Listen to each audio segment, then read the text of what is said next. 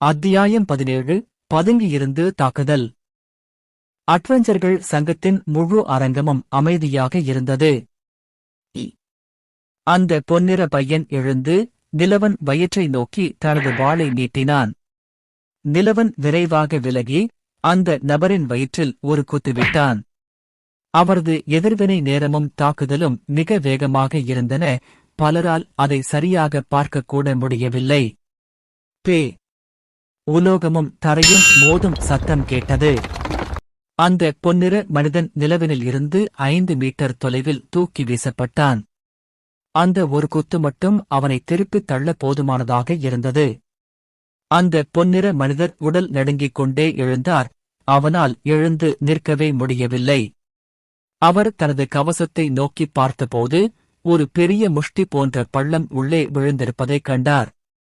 அந்த உலோக கவசம் மட்டும் இல்லாவிட்டால் இந்த குத்து அவனைக் கொல்லும் தருவாயில் இருந்திருக்கும். நீ இங்கேயே இரு. நான் திரும்பி வந்த பிறகு நீ உன் சொந்த காலில் நிற்க முடியாத அளவிற்கு ஆகிறேன் என்று கூறிவிட்டு வெட்கத்துடன் வெளியே ஓடினான் அந்த பொன்னிறப் பையன். அது அவ்வளவு புத்திசாலித்தனமா இல்ல, இளைஞனே? அவன் கிரவுண்ட்ஹாக் அட்வென்ச்சர் அணியின் தலைவரின் தம்பி. அவங்க ரொம்ப சக்தி வாய்ந்தவங்க. வேற 2 அணிகளால அவங்களுக்கு போட்டியா இருக்க முடியாது. இந்த ஆள் இந்த சம்பவத்தை சும்மா விடமாட்டான். நீ இப்போ கிளம்பி போகிறதே நல்லது. வயதான வரவேற்பாளர் முகத்தில் கவலையுடன் கூறினார். பதிவு பற்றி என்ன? இப்போது நடந்தது தன்னை தொந்தரவு செய்யவில்லை என்பது போல நிலவன் கேட்டார். வேற ஒரு நாள் வா. இனி நீ இங்கே இருப்பது பாதுகாப்பானது அல்ல. நீ சங்க வளாகத்தை விட்டு வெளியே வந்தவுடன் உன்னை பாதுகாக்க முடியாது.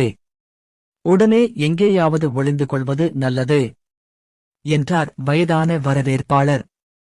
எனக்கு ஒரு உதவி செய். குறைந்தபட்சம் இவற்றுக்கு கொஞ்சம் பணம் கொடு. என்கிட்ட ஒரு காசு கூட இல்ல என்று கூறிவிட்டு 1/2 டஜன் சிவப்பு அசுரன் கோர்களை அந்த முதியவரிடம் கொடுத்தார் நிலவன். அவரது சூழ்நிலையை புரிந்து கொண்ட பழைய வரவேற்பாளர் விதிகளைப் பற்றி பிரசங்கிக்கவில்லை. இருவரையும் மோசமாக பேசிய பொன்னிற இளவரசி பையனை எதிர்த்து நின்றதற்காக நிலவனையும் அவருக்கு பிடித்திருந்தது. அவர் விரைவாக டஜன் கணக்கான நாணயங்களைக் கொண்ட ஒரு பையை எடுத்து நிலவின் இடம் கொடுத்தார். பிரச்சனை வராமல் இருக்க ஏதாவது ஒரு விடுதியையோ அல்லது விருந்தினர் மாளிகையையோ தேடிப்போ. ஒரு நபருக்காக மட்டும் அவர்கள் நகரம் முழுவதும் தேடிப் போக மாட்டார்கள் என்றார் வயதான வரவேற்பாளர். நன்றி என்று நிலவன் பையை எடுத்துக்கொண்டு கட்டிடத்தை விட்டு வெளியேறினார். இந்த சம்பவம் தந்தை மகன் ஜோடிக்கு எந்த நன்மையையும் தராது என்பதால் அருள் மற்றும் முகுந்தனுக்காகவும் காத்திருப்பது பற்றி அவர் யோசிக்கவில்லை. அவர்கள் எல்லாவற்றிற்கும் மேலாக நேர்மையான வியாபாரிகள். பழைய வரவேற்பாளரையும் மண்டபம் முழுவதும் இருந்தவர்களையும் பார்த்த பிறகு அங்கு இருந்த மக்களின் முகபாவனையைக் கொண்டே தான் குழப்பிக் கொள்ளக்கூடாது ஒருவருடன் சண்டையிட்டதற்கான குறிப்பை நிலவன் உணர்ந்தார். அப்பாவி மனிதர்களை தன் சண்டைகளில் கலக்க வைக்கும் அளவுக்கு அவன் முட்டாள் இல்லை. நிலவன் அருகிலுள்ள ஒரு துணிக்கடைக்குச் சென்று தனக்குத்தானே சில துணிகளைக் கொண்டு வந்தான். பழுப்பு நிற சட்டை மற்றும் கருப்பு பேண்ட் காம்போ. அவனுக்கு சரியாக பொருந்தும் பூட்ஸுடன். அவன் இனி அரை நிர்வாண மனிதனாக இல்லை. இறுதியாக அவன் மீண்டும் ஒரு சாதாரண மனிதனைப் போல உணர்ந்தான். அவரது அடுத்த நிறுத்தம் நகர நூலகத்தை தவிர வேறில்லை. முதலில் அவருக்கு தேவைப்பட்டது வாண்ட்ரியாவின் உலகத்தைப் பற்றிய தகவல்கள்தான். இல்லையெனில் அவர் பல முறை வெளியில் இருந்து வெளியேறியிருப்பார். மேலும் அவரது தோற்றம் அல்லது மக்களிடையே ஏற்கனவே இருந்த அடிப்படை அறிவு பற்றிய பல கேள்விகளுக்கு பதிலளிக்க முடியாமல் போய்விடும். அது பல சந்தேக கண்களை எழுப்பும். பல குடிமக்களிடம் விசாரித்த பிறகு நிலவன் இறுதியாக நகர நூலகத்தை அடைந்தார். அந்த இடம் அட்வென்ச்சர் சங்கத்தின் பாதி அளவுதான், ஆனால் ஏற்கனவே ஒரு நூலகத்திற்கு மிகப் பெரியது. ஒரு சிறிய கட்டணத்தை செலுத்திய பிறகு நிலவன் உள்ளே நுழைந்து நாடுகளின் வரலாறு தொடர்பான புத்தகங்களையும் தான் இருந்த இடத்தின் மக்கள் தொகை பற்றிய தகவல்களையும் கேட்டார். நிலவன் தனது முந்தைய வாழ்க்கையின் ஈடெடிக் நினைவகம் மீண்டும் செயல்படுவது கண்டார். நிலவன் அதை கவனித்ததில் நிம்மதியடைந்து அனைத்து பயனுள்ள தகவல்களுக்கான தேடலை விரைவுபடுத்தினார். அடுத்த 4 மணி நேரங்களை நாடுகள் மற்றும் பொது அறிவு தொடர்பான பதிவுகள் பற்றிய அனைத்து புத்தகங்களையும் படித்து முடித்தார். நிலவனுக்கு கிடைத்த தகவல்களை விவரிக்க வார்த்தைகள் இல்லை. இது வெறும் தற்செயலான இசகாய் உலகம் அல்ல, நிலவன் தனது முந்தைய வாழ்க்கையில் கேட்ட அல்லது படித்த எதையும் தாண்டியது. வான்ட்ரியாவில் மொத்தம் 15 பேரரசுகள் இருந்தன. ஒவ்வொன்றும் பூமியில் ஒரு கண்டத்தைப் போல பெரியதாக இருந்தன. இவற்றில் 11 பேரரசுகள் வெவ்வேறு கடவுள்களை வணங்கின. இதில் யாரும் இருளின் கடவுளை வணங்கவில்லை. இந்த பேரரசுகள் அனைத்தும் வெவ்வேறு இனங்களால் ஆளப்பட்டன, மேலும் இந்த கடவுள்களின் கோட்பாடு அவற்றின் வரலாறு மற்றும் கலாச்சாரங்கள் முழுவதும் பின்பற்றப்பட்டன. எல்வன் பேரரசு வாழ்க்கை கடவுளை வணங்கியது, குள்ளப் பேரரசு நெருப்புக் கடவுளை வணங்கியது, மிருகப் பேரரசு பூமியின் கடவுளை வணங்கியது முதலியன. மீதமுள்ள 4 பேரரசுகள் காகிதத்தில் எந்த கடவுளையும் வணங்கவோ அல்லது சேவை செய்யவோ இல்லை. ஒரு பேரரசை உலகிலேயே மிகவும் வலிமையான உயிரினங்களான புராண மற்றும் மலை அளவிலான டிராகன்கள் ஆண்டன.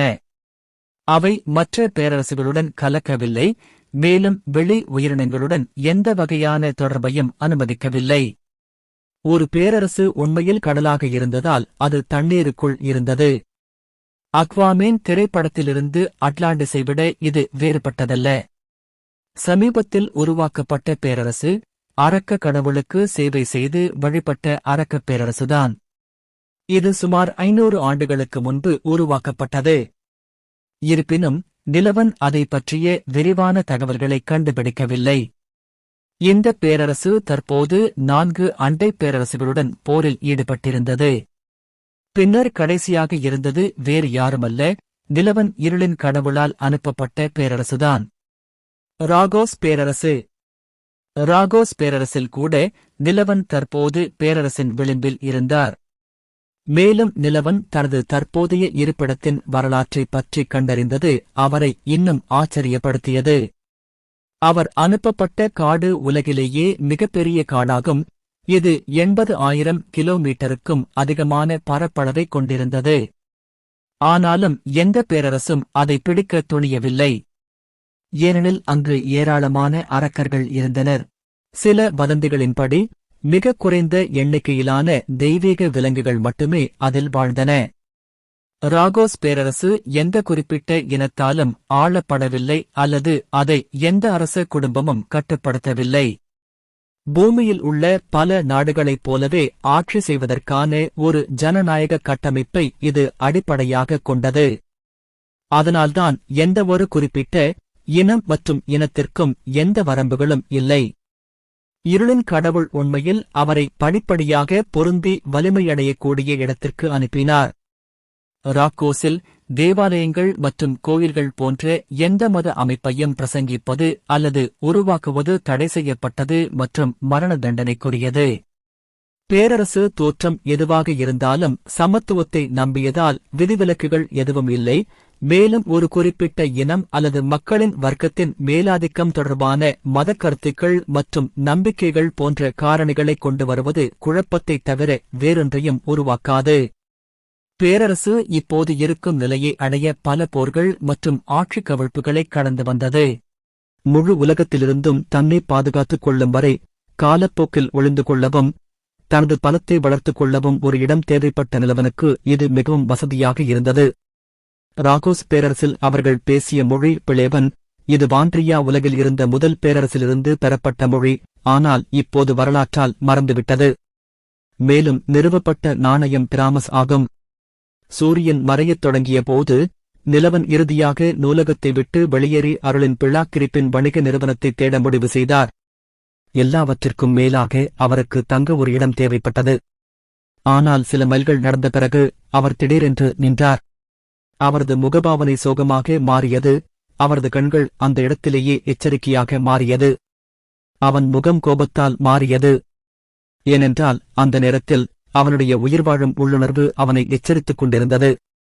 கொலை செய்யும் நோக்கத்துடன் நிழலில் இருந்து அவனை பார்த்துக் கொண்டிருந்த 2 கண்கள் அவன் முகத்தை காட்டின. தன்னைச் சுற்றிலும் தன்னை நோக்கி தீங்கிழைக்கும் நோக்கத்தை வெளிப்படுத்தும் எவரையும் காணால் பார்க்க முடியவில்லை. ஆனாலும் அவனால் கவனக்குறைவாக இருக்கவும் முடியவில்லை. நிலவன் தனது திசையை மாற்றி நகரின் வெளிப்புறப் பகுதிகளை நோக்கிச் சென்றார்.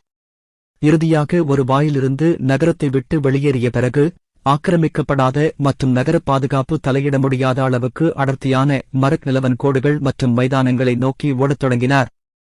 சண்டையை போடுவதற்கு போதுமான பெரிய இடத்தை கண்டுபிடித்ததால் அவர் இறுதியாக இந்த உயரமான மரங்களுக்கு மத்தியில் நின்றார். அவர் நின்றவுடன் அவருக்கு பின்னால் இருந்து பல காலடிச் சத்தங்கள் கேட்டன. முன்பு கண்ணுக்குத் தெரியாதது போல் எங்கிருந்தோ ஒரு ஜோடி மக்கள் தோன்றினர். கொலையாளிகள். இந்த மக்கள் கத்திகளை எடுத்து நிலவனை சூழ்ந்து கொண்டு அவரை தப்பிக்க விடவில்லை. மறுபுறம் நிலவன் யாரையோ எதிர்பார்ப்பது போல் காத்திருந்தார்.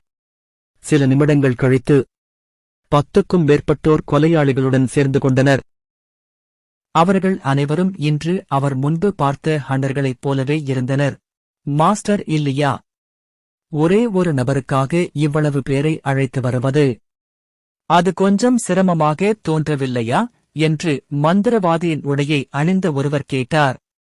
அவருக்கு பின்னால் இருந்து ஒரு பழக்கமான நபர் உள்ளே நுழைந்தார். அவர் உலோக கவசத்தால் முழுமையாக மூடப்பட்டிருந்தார். கையில் ஒரு நன்கு வடிவமைக்கப்பட்ட வாள் இருந்தது. என்னை தூண்டிவிட்ட பிறகு நீ ரொம்ப நாள் உயிரோட இருப்பன்னு உண்மையிலேயே எதிர்பார்த்தியா தேலுசுக்கூதி என்றது அந்த உருவம். அது வேறு யாருமல்ல, அட்வென்ச்சர் சங்க மண்டபத்திற்குள் நிலவன் அடித்த பொன்னிற மனிதர். உனக்கு ஒரு கடைசி வாய்ப்பு தருகிறேன். நீ என் பூட்ஸை நக்கி உன் 2 கால்களையும் வெட்டிவிட்டால் உன்னை உயிருடன் விட்டுவிடலாம் என்று முகத்தை இழிவாக பார்த்துக்கொண்டு அந்த பொன்னிறப் பையன் சொன்னான். நிலவன் எந்த விதத்திலும் தடுமாறவில்லை அல்லது பயப்படவில்லை. அவர் கூறினார், இவர்களை மட்டும் வைத்துக்கொண்டு உங்கள் முன் என்னை அடிபணிய வைக்கும் திறமை உங்களிடம் இல்லை. இந்த ஆள் ரொம்ப பயந்து போயிட்டாரு, அவங்க மூளையே வேலை செய்யாது என்றார் அண்டர்களின் ஒருவர். மற்ற ஆயுதம் ஏந்தியவர்கள் நிலவனை சுற்றி வளைத்து தங்கள் ஆயுதங்களை எடுத்தனர். இருப்பினும் நிலவன் உறுதியாக நின்றார். அவரது கண்களில் எந்த தயக்கமும் இல்லை. அவரது அகன்ற தோள்களும் போர்வீரர் போன்ற உடலமைப்பும் ஒரு அசையாத மலையைப் போலத் தெரிந்தன. நீ எங்களால் சூழப்பட்டிருப்பதை உன்னால் பார்க்க முடியவில்லையா என்று பொன்னிற மனிதர் தனது வாளை எடுத்து நிலவனை நோக்கிக் குறிவைத்துச் சொன்னார். நிலவன் புன்னகைத்தான். அவன் கண்கள் கொலைவெறியால் நிரம்பி வழிந்தன. தன்னைச் சுற்றியுள்ள மக்கள் ஏற்கனவே இறந்துவிட்டதாக அறிவித்தது போல. பொதுமக்களின் பார்வையில் இருந்து அவர் விலகியிருந்ததால் இனியும் தயங்க அவருக்கு எந்த காரணமும் இல்லை. போர் ஆதிக்கம் ஆக்டிவேட் என்று நிலவரம் கூறினான். நிலவன் தனது போர் ஆதிக்க ஒளியை வெளியிட்டு தனது 20 மீட்டர் சுற்றளவில் உள்ள அனைவரையும் மறைத்தார். ஒரு வளர்ந்த மனிதனையே முழங்காலில் விழவைக்கும் அளவுக்கு வலுவான அழுத்தம் அவன் உடலிலிருந்து விடுவிக்கப்பட்டது. இந்த மனிதர்கள் ஒவ்வொருவரும் பயத்தில் நடுங்கத் தொடங்கினர். அவர்களின் உடல்கள் எழுந்து நிற்கக்கூட முடியாமல் தவித்தன. சிலர் ஏற்கனவே முழங்காலில் விழுந்து ஒரு அரக்கனை பார்ப்பது போல் நிலவனை பார்க்கத் தொடங்கினர். உனக்கு புரியல மகனே, நீ என்னை சுத்தி வளைக்கல. நிலவன் மனிதர்களின் குழுவை நோக்கி அச்சுறுத்தும் விதமாக நடந்து செல்லும்போது குழப்பமான ஆற்றலும் கொல்லும் நோக்கமும் நிறைந்த தனது அடர்த்தியான ஒளியை வெளியிட்டார். ஒரு போர்க்கடவுள் அனைத்து படைப்புகளையும் இழிவாக பார்ப்பது போல. நீங்க எல்லாரும் என்னால சூழப்பட்டிருக்கீங்க என்று கூறி நிலவன் அவர்களை ஒருமுறை பார்த்துவிட்டு ஆட்டத்தை ஆரம்பிக்கலாமா என்று கேட்டான். அத்தியாயம் 18. நிலவனின் வெறித்தனமான சண்டை. அடர்ந்த மரக்கட்டைகளால் சூழப்பட்டு ஒரு வெறிச்சோடிய பகுதியில் ஒரு மனிதன் தன்னை நோக்கி ஆயுதங்களை நீட்டிய ஒரு கூட்டத்தை எதிர்கொண்டான். இருப்பினும் பயத்தில் ஓடிப்போய் பதுங்குவதற்கு பதிலாக அந்த மனிதன் ஒரு அடக்கமான நடத்தையுடன் இந்த விரோத குழுவை நோக்கி நடந்தான். நிலவன் எல்லா திசைகளிலிருந்தும் தன்னை சூழ்ந்திருந்த குழுவை முறைத்து பார்த்தார். ஆனால் அவர்களில் யாரும் ஒரு அடிகூட முன்னேற துணியவில்லை. நிலவனின் போர் ஆதிக்க ஒளியின் கீழ் கிரவுண்ட்ஹாக் அண்டர்கள் குழு உறுப்பினர்கள் பயத்தில் நடுங்கினர். மேலும் பலரின் நெற்றியில் இருந்து வியர்வை துளிகள் சொட்டின. உங்களில் யார் முதலில் இறக்க விரும்புகிறீர்கள்? நிலவன் தனது குழப்பமான மற்றும் மரண ஒளியை தொடர்ந்து வெளியிட்டுக் கொண்டே கூறினார். பல சக்தி வாய்ந்த அரக்கர்களை வேட்டையாடி அவர்களின் உடல் மற்றும் உள்ளார்ந்த திறன்களை உள்வாங்கிய பிறகு நிலவனின் போர் ஆதிக்க ஒளி பல தரமான மாற்றங்களுக்கு உட்பட்டது. போர் தெய்வத்தால் அவருக்கு வழங்கப்பட்ட போர் ஆதிக்க ஆசீர்வாதத்தின் கீழ் அவர் ஏற்கனவே சில திறன்களை இணைத்திருந்தார். ஓநாய்களின் கூட்டத்தை வேட்டையாடி காட்டில் தனது முதல் நாளிலேயே கிட்டத்தட்ட இறந்து போன போது இந்த திறனின் தற்போதைய அளவு மிக அதிகமாக இருந்தது. மேலும் புகழ்பெற்ற சோமரின் படிக மையத்தை சாப்பிட்ட பிறகு நிலவன் பல நிலைகளால் சமன் செய்யப்பட்டிருந்தார். அவர் இனி எளிதில் ஆச்சரியப்படுபவராகவோ அல்லது அவசரமாக நடந்து கொள்பவராகவோ இருக்கவில்லை, மாறாக எப்போதும் அமைதியான மற்றும் கணக்கீட்டு மனதைக் கொண்டவராக இருந்தார். அதனால்தான் அவர் இந்த மக்களை நகரத்திற்கு வெளியே தந்திரமாக அழைத்து வந்தான். ஏனென்றால் இங்கே நடக்கப் போகின்ற சண்டையை யாராலும் பார்க்க முடியாது. யாரும் இல்லையா? நான் என் தனிப்பட்ட விருப்பப்படி செல்ல வேண்டும் என்று நினைக்கிறேன். நிலவன் ஒரு சிறிய புன்னகையை அளித்துவிட்டு சுற்றி பார்த்தபடி கூறினார். ராட்சசன் நெருப்பு என்று குழுவில் இருந்த மந்திரவாதி கூச்சலிட்டு நிலவனை நோக்கி ஒரு பெரிய தீப்பந்தத்தை அனுப்பினார். அந்த நேரத்தில் தனது உயிர் வாழும் நோக்கம் மற்றும் வேட்டைக்காரனின் நோக்கம் இரண்டையும் செயலில் வைத்திருந்த நிலவன் மந்திரவாதி மந்திரம் சொல்ல தொடங்கியவுடன் அதை உணர்ந்தார். முந்தைய 2 நாட்களில் பிளாவுட் நகரத்தை நோக்கி கேரவனுடன் பயணித்த போது லாங் ஸ்ட்ரைடர் ஸ்பிரிண்டர் திறனை இணைத்த பிறகு நிலவன் தான் உருவாக்கிய சைட் ஹாப்பர் திறனை விரைவாக பயன்படுத்தினார். அந்த மாபெரும் தீப்பந்தம் இறுதியாக ஒரு மனித உடலை தாக்கியது. அது நிலவன் அல்ல, ஆனால் அவருக்கு பின்னால் நின்ற மனிதன் மீது தாக்கியது என்றான் மந்திரவாதி. அவன் மந்திரம் மிகவும் வேகமானது, அவன் நோக்கம் துல்லியமாக இருந்தது, ஆனால் அவன் நிலவனுக்கு பதிலாக தன் தோழனை தாக்கினான். நல்லது, நடிப்பதற்கு குறைவான நேரமே உள்ளது, துல்லியமும் மிகவும் நன்றாக உள்ளது. அது எனக்கு பயனுள்ளதாக இருக்கும்.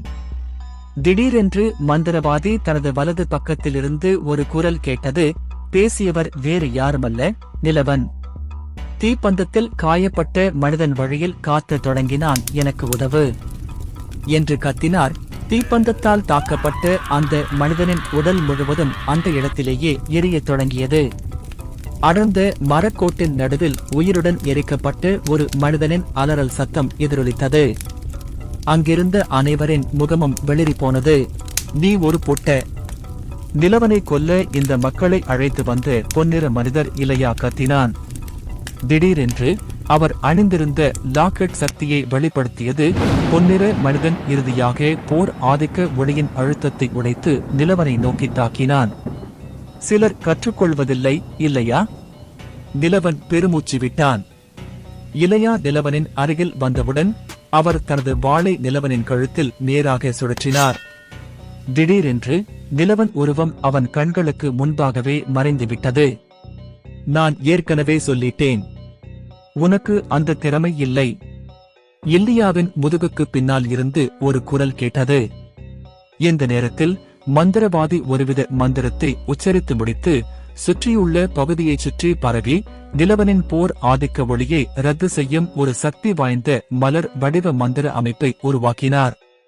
தனது போர் ஆதிக்க ஒளி திடீரென மறைவதை உணர்ந்த நிலவன் ஆச்சரியமாக பார்த்தான். மிகப்பெரிய அழுத்தத்தின் கீழ் அந்த இடத்திலேயே வேரூன்றி நின்ற மக்கள் அனைவரும் இறுதியாக தங்கள் உடல்கள் லேசாகி மீண்டும் நகர முடிந்ததை உணர்ந்தனர். பயங்கரமாயிருக்கு. அவங்களுக்கு முன்னாடி இருந்த ஆள் பயங்கரமாக இருக்கிறான். ஓ, அதனால அதை எதிர்க்க முடியுமா? அல்லது யாராவது தலையிடும்போது அதை பராமரிக்க எனக்கு போதுமான பலம் இல்லையா? போர் ஆதிக்க ஆசீர்வாதம் இலக்குகளின் உடல்களில் மட்டுமே செயல்படும். ஆனால் இலக்கு வைக்கப்பட்ட நபருக்கு மந்திரத்திறன் அல்லது செலுத்தப்படும் அழுத்தத்தை உடைக்கும் உள்ளார்ந்த திறன் கொண்ட ஒரு பொருள் இருந்தால் அந்த திறன் அந்த நபரிடம் வேலை செய்யாதுடோ.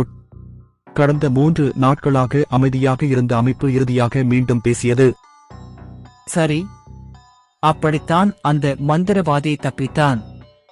நிலவன் தனக்குள் பேசிக்கொண்டு ஆல்பா ஓனாய் நகங்களையும் ருத்ரனின் உதவியுடன் காட்டில் வேட்டையாடிய அசுரர்களில் ஒருவரான நீலசிங்கத்தின் நகங்களையும் கலந்து புதிதாக ஒருங்கிணைக்கப்பட்ட தாக்குதல் திறனை செயல்படுத்தி தன்னை தாக்க வருபவர்களை நோக்கி ஓடத் தொடங்கினார். நிலவனின் கை கருப்பு மற்றும் நீல நிற வடிவிலான நகமாக மாறியது. மேலும் கடினமான உலோகம் போன்ற தோலின் ஒரு அடுக்கு அவரது முழு கையையும் மூடியது. எந்தவொரு எஃகு அல்லது உலோக கவசத்தையும் எளிதில் கிழித்து எரியும் அளவுக்கு இந்த திறனுக்கு நிலவன் ரிப்பர் என்று பெயரிட்டார். அவரது இரு கைகளும் ஒரு அரக்கனின் கைகளாக மாறியதால் அவரை நோக்கி ஓடத் தொடங்கிய சுற்றியிருந்த அண்டர்கள் அதை பார்த்து பாதியிலேயே நின்றனர். என்ன ஆச்சு? அவன் ஒருவித அரக்கனா என்று மக்களில் ஒருவர் கத்தினான். அவன் கைகளை பார்த்தீர்களா? அவன் கை மிருகத்தின் கை போன்று தெரிகிறது என்று மற்றொருவன் கூறினான். அவனையே விரித்து பார்க்காதே, அவனை ஒன்றாகத் தாக்குங்கள் என்று இல்லியா கத்தினான். அவன் தன் தாக்குதல் திறனை முழுமையாக வெளியிட்டான். அது அவனது வாளையும் முழு உடலையும் சிவப்பு நிறத்தில் வெறித்தனமாக பிரகாசித்தது. அந்த வாளின் ஆற்றல் சுற்றியுள்ள இடத்தை அதிர செய்தது. குழுவில் இருந்த வில்லாளர்கள் தங்கள் அம்புகளை ஏதோ ஒரு வகையான பச்சை விஷத்தில் தேய்த்து எடுத்து நிலவனை நோக்கிச் சுடத் தொடங்கினர். ஏற்கனவே இது போன்ற தாக்குதல்களை எதிர்பார்த்திருந்த நிலவன் ஒரு பக்கத்திலிருந்து மறுபக்கத்திற்கு தாவி எந்த பிரச்சனையும் இல்லாமல் இந்த அம்புகளை தவிர்த்தார். அவரது சர்வைவல் இன்ஸ்டிக்ட் அவரது சொந்த ஸ்வெடிசென்ஸாகச் செயல்பட்டது. வரவிருக்கும் தாக்குதலையும் தன்னை நோக்கி இயக்கப்பட்ட கொலை நோக்கத்தையும் அவருக்கு உணர வைத்தது. சக்தி வாய்ந்த வாள் வீச்சு வந்து கொண்டிருந்தது. நிலவன் நின்று கொண்டிருந்த இடத்திலிருந்து சற்றென்று மறைந்து தனது போர் ஆதிக்க ஒளியை முதலில் உடைத்து மந்திரவாதியின் அருகில் தோன்றினார். உன்னிடம் இருந்து ஆரம்பிக்கலாம். நிலவன் மந்திரவாதியை தாக்கி அவரது மார்பில் தன் நகங்களை வைத்து அவரது இதயத்தை கிழித்து எறிந்தான். மந்திரவாதிகளுக்கு உண்மையிலேயே எந்த தற்காப்பு திறனும் இல்லை என்று நிலவன் கூறிவிட்டு தனது வாளை உரையிலிருந்து வெளியே எடுத்துக் கொண்டிருந்த அருகிலுள்ள வாழ்வீரனை நோக்கிச் சென்றார். அவனை கிழித்தெறியுங்கள். அந்த மனிதன் வாளை முழுவதுமாக எடுக்க முடிவதற்குள் நிலவன் அவன் முன் தோன்றி இடது நகத்தால் அந்த மனிதனின் கழுத்தில் சுழற்றினான். அவன் கழுத்திலிருந்து தலையை பிரித்து ஒரு இறைச்சி துண்டை போல தூக்கி எறிந்தான். தரையில் விழுந்தபோது அந்த மனிதனின் தொண்டையிலிருந்து ஒரு சிறிய சிவப்பு இரத்த துளி வெளியேறியது. நிலவன் எவ்வளவு விரைவாக அவரது கழுத்தை வெட்டினாரா அதை பார்த்து முற்றிலும் திகிலடைந்து ஆச்சரியப்பட்டார். அந்த மனிதனுக்கு தன்னை தற்காத்துக் கொள்ள ஒரு வாய்ப்பு கூட கொடுக்கவில்லை. கணகணவென்ற சப்தம், உலோகச் சத்தமும் மிகவும் கடினமான ஏதோ ஒன்று மோதிக்கொள்ளும் சத்தமும் கேட்டன. நிலவனை தாக்க திட்டமிட்டிருந்த இந்த அண்டர்களின் உடல்கள் ஒவ்வொன்றாக தரையில் விழுந்தன. போர் ஆதிக்க அழுத்தத்தை மந்திரவாதி உடைத்ததிலிருந்து வெறும் 20 வினாடிக்குள் 8க்கும் மேற்பட்டோர் நிலவனின் கைகளில் இறந்தனர். அவர் ஒருவரையொருவர் வேட்டையாடும் ஒரு கொடூரமான மிருகத்தைப் போல தோற்றமளித்தார். அவரது அசைவுகள் ஒரு வேட்டையாடும் மிருகம் அதன் வேகமான கோடுகள் மற்றும் கொடிய நகங்களால் அதன் இரையை ஒவ்வொன்றாக வெளியே எடுப்பதைப் போல இருந்தது. ஒவ்வொரு அடியும் ஒரு முக்கியமான புள்ளியை இலக்காக கொண்டது. மேலும் அந்த மனிதனை அந்த இடத்திலேயே கொல்லும் அளவுக்கு தனது நகங்கள் ஆழமாக தாக்கும் என்பதை அவர் உறுதி செய்தான். மீதமுள்ள 5 பேரும் மிகவும் பயந்து உயிர் பயத்தால் நடுங்கின. கைகள் நடுங்கின. ஆயுதங்களை கூட சரியாக அவர்களால் பிடிக்கக்கூட முடியவில்லை. ஒரு பலவீனமானவன் என்று அவர்கள் நினைத்து அந்த மனிதன் அவன் ஒரு அரக்கனாக இருப்பான் என்று யாரும் எதிர்பார்க்கவில்லை. அவனுடைய செயல்களும் அவன் தன் இலக்குகளை கொன்ற விதமும் இந்த மக்கள் காடுகளிலோ அல்லது நிலவரை பயணங்களின் போதோ அடிக்கடி சண்டையிட்ட அரக்கர்களிடமிருந்து வேறுபட்டவை அல்ல. இந்த நேரத்தில் நிலவனின் கண்கள் சிவப்பாக மாறியது. ஏனென்றால் அவரது வேட்டைக்காரனின் நோக்கம் அதிகமாக இருந்ததால் அவன் ஒரு மனிதனைப் போல தோற்றமளிக்கவில்லை. அவரது கைகள் சிவப்பு இரத்தத்திலும் கூர்மையான நகங்களிலிருந்து சொட்டும் இரத்த நீர்த்துளிகளிலும் நனைந்திருந்தன. அவன் ஒரு மிருகம், எல்லாரும் ஓடுங்க என்று ஒருவர் தனது உயிருக்கு பயந்து ஓடினான். நிலவன் தன்னை பிடிப்பதற்குள் மற்றவர்களை விட்டுச் சப்பிக்க முயன்று கத்தினார். ஒமேகா என்று நிலவன் கத்தினான். திடீரென்று கருப்பு நிழலில் இருந்து பெரிய 4 கால் உயிரினம் அவரது நிழலில் இருந்து குதித்து கூட்டத்திலிருந்து ஓடிக்கொண்டிருந்த மனிதனை நோக்கி ஓடியது. நிலவன் உருவாக்கிய முதல் துணைப்படையான பயங்கர ஓநாய் அவர்கள் காட்டை விட்டு வெளியேறியதிலிருந்து இறுதியாக செயலில் இறங்கியது. நீங்க யாரு? இளையா கரகரப்பான குரலை எழுப்பிக் கத்தினான். இந்த நிகழ்வுகளின் திருப்பத்தை அவரால் ஏற்றுக்கொள்ளவே முடியவில்லை. இது நேர்மாறாக இருக்க வேண்டும். அண்டர்கள் சங்க மண்டபத்தில் இருந்து அனைவரின் முன்னிலையிலும் தன்னை புண்படுத்தியதற்காக இளையா அவரை சித்திரவதை செய்து கொள்ளும்போது அவர் நிலவனை துண்டு துண்டாக வெட்டி அவன் அழுவதையும் மன்னிப்பு கேட்பதையும் பார்க்க வேண்டும் என்று ஆசைப்பட்டான். ஆனால் அவருக்கு முன்னால் இருந்த காட்சி அவர் கனவு கண்டதற்கு முற்றிலும் எதிரானது. வேட்டைக்காரனாக இருப்பதற்கு பதிலாக அவர்கள் வேட்டையாடப்பட்டவர்கள்தான் இருந்தார்கள். உங்களுக்கு உண்மையிலேயே தெரிய வேண்டுமா? மீதமுள்ள 3 பேரை நோக்கி நடந்து செல்லும்போது நிலவன் கேட்டார். ஆமா, நீங்க யாரு? இல்லையாவுக்கு பக்கத்தில் நின்றிருந்தவர்களில் ஒருவர் கத்தினார். நான் யாருன்னு சொல்லி என்ன நடக்கப் போகுது? சாகப் போறவனுக்கு சொல்ல வேண்டிய அவசியம் இல்லை. அத்தியாயம் 19. நிலவனின் புதிய திட்டங்கள். தாக்குதல் நடத்தியவர்கள் அந்த இடத்திலேயே நின்று நிலவனின் பதிலின் அர்த்தத்தை புரிந்து கொண்டபோது அவர்களின் முதுகுக்குப் பின்னால் ஒரு உரத்த குரல் ஒலித்தது. திடீரென்று அந்த ஆண்கள் தங்கள் தோழர் ஓடிப்போன திசையிலிருந்து வந்து ஒரு வேதனையான அலறலை கேட்டார்கள். அவர்கள் நிலவனை நோக்கி தலையை திருப்பியபோது அவர்களுக்கு முன்னால் இருந்த மனிதன் ஏற்கனவே அவர்களின் பார்வையில் இருந்து மறைந்துவிட்டான். உங்களுக்கு மேலே என்று ஒரு உரத்த குரல் கேட்டது.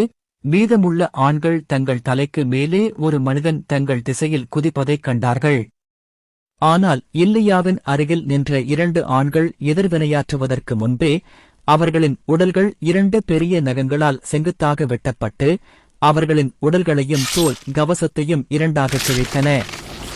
2 சிதைக்கப்பட்ட உடல்கள், அவற்றின் குடல்கள், எலும்புகள் மற்றும் சிதைந்த சதை ஆகியவை தரையில் சிவப்பு இரத்தக் குட்டையில் கிடந்த ஒரு கொடூரமான காட்சியாக மாறியது.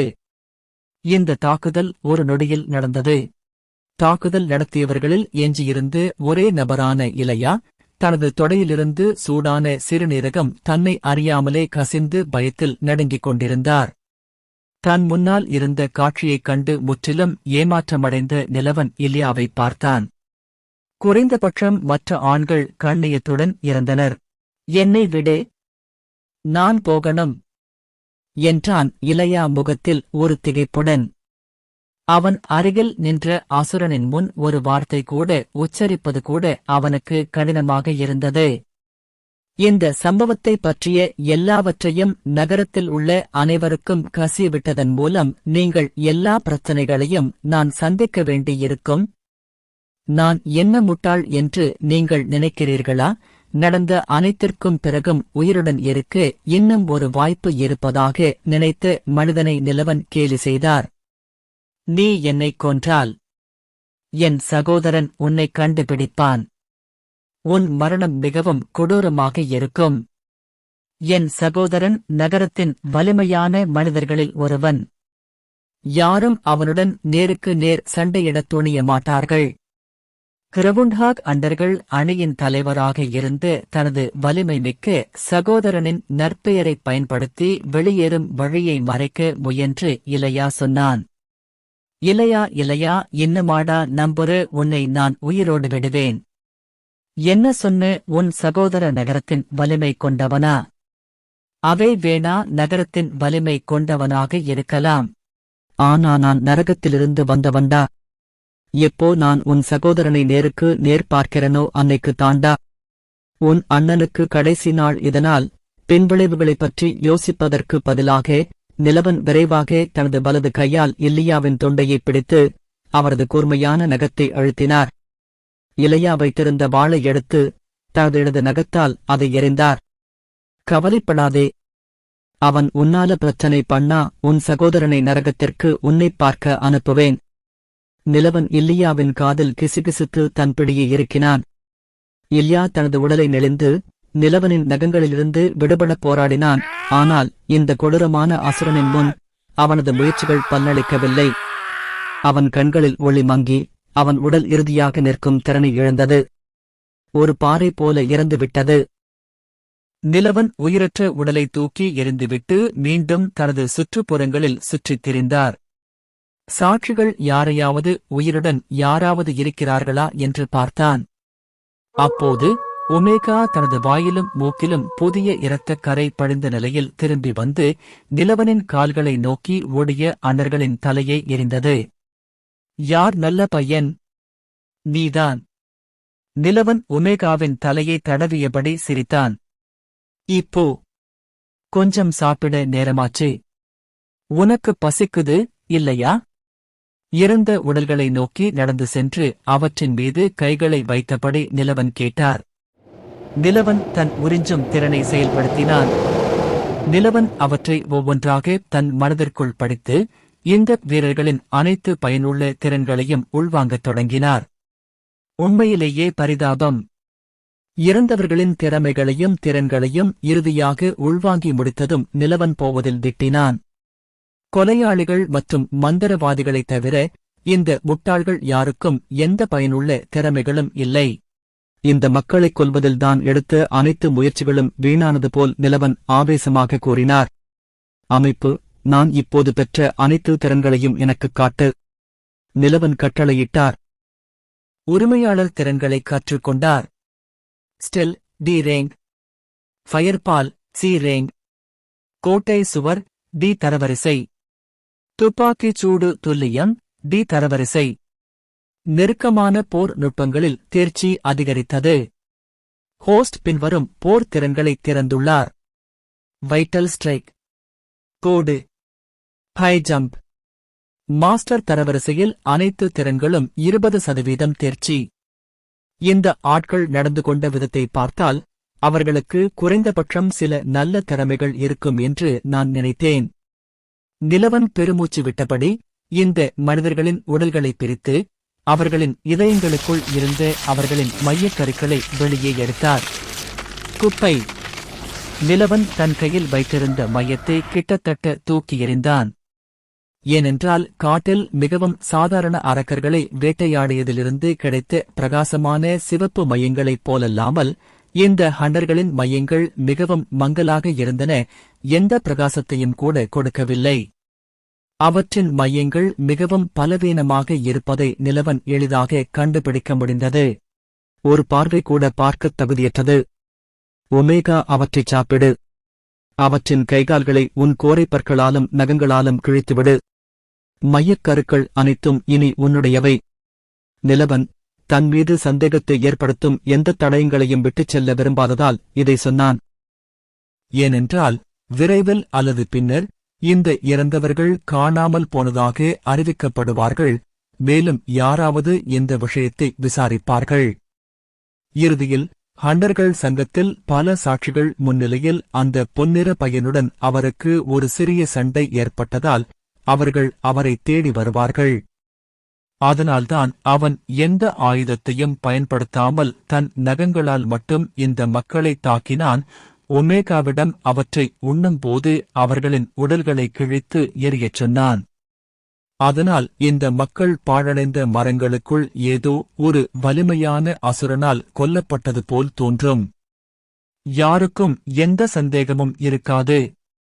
நிலவனால் அவர்களுடைய ஆயுதங்களையோ அல்லது அவர்களிடம் இருந்து பணத்தையோ கூட கொள்ளையடிக்க முடியவில்லை, ஏனெனில் அதுவும் நிலவனுக்கு சந்தேகத்தை தூண்டி இறுதியில் தேவையற்ற பிரச்சனையை உருவாக்கும்.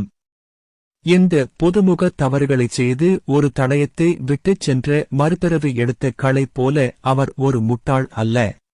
ஒமேகா இரத்தம், சதை மற்றும் கருக்களால் ஆன ஒரு நிறைவான உணவை உண்டு கொண்டிருந்த போது நிலவன் 20 நிமிடங்கள் காத்திருந்தார். அவர் முடித்த பிறகு நிலவன் காடுகளின் வழியாக ஓடி நகரத்தை விட்டு வெளியேறிய திசைக்கு பதிலாக எதிர்வாயிலின் திசையை நோக்கிச் சென்றார். அவரது சுரண்டர் திறனுடன் கூட நகரத்தின் மறுமுனையை அடைய அவருக்கு இன்னும் 1 மணி நேரம் ஆனது. அவர் முதல் முறையாக நகரத்திற்குள் நுழைந்த அதே வாயிலுக்குத் திரும்பி வந்தார். உள்ளே செல்லும் மக்களின் வரிசையில் நிலவன் ஏறினார். அவரது முறை வந்தபோது நகரக் காவலர்கள் அவரை தடுத்து நிறுத்தினர். அடையாளம் காணல். காலையில் இருந்த அதே நகரக் காவலர் சொன்னார். சகோதரரே, எனக்கு அது இல்லை. சில நாட்களுக்கு முன்பு நான் என் உடைமைகள் அனைத்தையும் இழந்துவிட்டேன். நிலவன் வெட்கத்துடன் கூறினார். அடையாளம் காணவில்லை, உள்ளே நுழையவும் இல்லை. காவலர் நிமிர்ந்த குரலில் கூறினார். நேரம் இருந்தால் 2 நாட்களுக்கு முன்பு எனக்கு ஏற்பட்ட பயங்கரமான அனுபவத்தை நான் ஏன் சொல்லக்கூடாது? நாம் அங்கே மூலையில் பேசலாம். நிலவன் அமைதியான குரலில் கூறினார். காவலர் அவனை புரிந்து கொள்ளும் பார்வையை கொடுத்தார். அவர் மக்களின் பார்வையிலிருந்து விலகி ஒரு மூலையை நோக்கி நடந்து செல்லும்போது தனது இடத்தை பிடிக்க மற்றொரு காவலரை சைகை செய்தார். நிலவன் இன்று நண்பகல் ஹண்டர்களின் சங்கத்தில் அசுர மையங்களை விற்றதன் மூலம் பெற்ற பணத்தை எடுத்தார். அந்த பை இன்று காலை நகரத்திற்குள் நுழைந்தபோது அருள் காவலர்கள் கொடுத்ததை விட 2 மடங்கு பெரியதாக இருந்தது. சகோதரரே, என்னுடைய வருத்தமான சூழ்நிலையை நீங்கள் புறக்கணிக்க முடியாது என்று நம்புகிறேன். உங்கள் கருணை மற்றும் புரிந்துகொள்ளும் தன்மைக்கு ஒரு சிறிய நல்லெண்ணச் செயல் இது என்று நிலவன் காவலரின் பைகளில் நாணயப் பையை திணித்தபடி கூறினார். சரி, நீங்க ரொம்ப தாராள மனப்பான்மை உள்ளவங்க. உங்களை மாதிரி ஒருத்தரை இரவு நேரத்துல பாதுகாப்பு இல்லாத நகர சுவர்களுக்கு வெளியே விட்டுட்டு போறது எனக்கு ரொம்பவே இதயமற்ற வேலையா இருக்கும். பெரிய நாணயப் பையை எடுத்து பார்த்ததும் முகத்தில் புன்னகையுடன் காவலர் சொன்னார். நிலவன் தலையசைத்துவிட்டு மீண்டும் நகரத்திற்குள் நுழைந்தார். அவர் தங்குவதற்கு ஒரே நம்பகமான இடம் பிளா கிரிஃபின் வணிக நிறுவனமாக இருந்ததால் அதை இப்போது அவர் கண்டுபிடிக்க வேண்டியிருந்தது. நிலவன் ஒரு கடையில் இருந்து இன்னொரு துணிகளையும் பூட்ஸையும் வாங்கி பழைய துணிகளை ஒரு சாக்கடையில் எறிந்தார். அதனால் கொலையில் அவரை தொடர்புபடுத்தும் ஒரு அடையாளம் தெரியாத சாட்சியின் நேரம் வந்தால் துணிகளிலிருந்து யாரும் அவரை அடையாளம் காண முடியாது. இந்த முறை நிலவன் ஒரு வெள்ளை சட்டையும் சிவப்பு நிற பூட்ஸுடன் கூடிய சாம்பல் நிற பேண்டையும் வாங்கினார். ஏற்கனவே இருட்டிக் கொண்டிருந்ததால் அவர் நகரத்தைச் சுற்றி நடந்து சென்றார். அவர் நகரத்திற்கு இன்னும் புதியவராக இருந்ததால் பலரிடம் வழி கேட்க வேண்டியிருந்தது. மற்றொரு மணி நேர கடினமான தேடலுக்குப் பிறகு அவர் இறுதியாக வணிகர் நிறுவன கட்டிடத்தின் முன் நின்றார். இப்போதுதான் அவருக்கு அருள் நகுரனின் கௌரவத்தின் அளவு புரிந்தது. ஏனென்றால் அவருக்கு முன்னால் இருந்த கட்டிடம் மிகப்பெரியது. ஒரு கோட்டையை விட சிறியதாக இல்லாத 3 மாடி கட்டிடம். ஏராளமான வணிகர்கள் மற்றும் பொதுமக்கள், கலப்பு இன மனித உருவம் கொண்ட பல மனிதர்கள் உட்பட உள்ளே நுழைந்து வெளியேறினர். அவன் கட்டிடத்திற்குள் நுழைந்தவுடன் ஒரு குரல் கேட்டது. அதோ, நம்ம இடத்தை கண்டுபிடிக்க முடியாதுன்னு நினைச்சேன். முகத்தில் பிரகாசமான புன்னகையுடன் நகுலன் கூறினார். ஆமாம், நான் சில முறை தொலைந்து போனேன். இந்த நகரம் என் ரசனைக்கு மிக பெரியது. நகுலனின் கையை குலுக்கும்போது நிலவன் சிரித்தார். உங்களுக்கு சங்கத்தில் ஏதோ பிரச்சனை இருப்பதாக கேள்விப்பட்டேன். நீங்க எங்க போனீங்கன்னு நாங்க கேட்டப்போ மக்கள் சொன்னாங்க. நகுலன் கவலையான பார்வையுடன் கூறினார். பெரியதாக ஒன்றுமில்லை. காரணமே இல்லாமல் ஏதோ ஒரு பணக்காரர் என்னை தொந்தரவு செய்தான். எல்லா விஷயங்களும் ஏற்கனவே தீர்த்து வைக்கப்பட்டன என்று நிலவன் அலட்சியமான முகத்துடன் பதிலளித்தார்.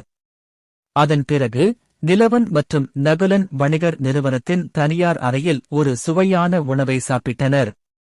நிலவன் இறுதியாக சில நல்ல உணவை ருசித்தார். மேலும் உணவு விஷம் ஏற்படுவதை எப்போதும் எச்சரிக்கையாக வைத்திருந்த அரக்கர்களின் வறுத்த இறைச்சியை மட்டுமல்ல.